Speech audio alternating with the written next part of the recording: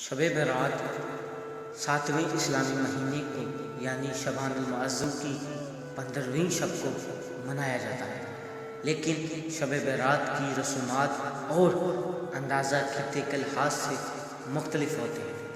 شب برات کی تعظیم میں دعاؤں کے ساتھ رات بھر جاگنا شامل ہے۔ زیادہ تر علاقوں میں یہ ایک ایسی رات ہے جب کسی کے فوت شدہ آباء و اجداد کی یاد منائی جاتی ہے۔ شب برات کو اسلامی مہینے میں ایک اہم واقعہ سمجھا جاتا ہے، جہاں مسلمان اجتماعی طور پر عبادت کرتے ہیں اور اپنی غلطیوں کی معافی مانگتے ہیں۔ شب برات بنیادی طور پر ایشیا کے مسلمان مناتے ہیں۔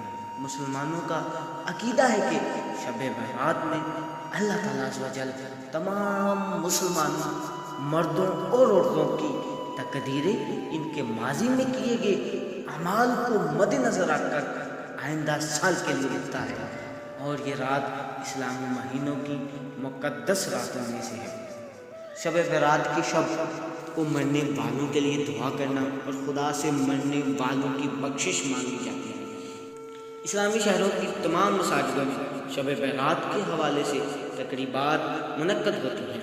ایک حدیث کی روایت کے مطابق پیغمبر اسلام حضرت محمد مصطفیٰ صلی اللہ علیہ وآلہ وسلم اس رات کو جنت البقیع کے قبرستان میں تشریف لے گئے، جہاں رسول خدا صلی اللہ علیہ وآلہ وسلم نے وہاں دفن مسلمانوں کے لیے دعا فرمائی۔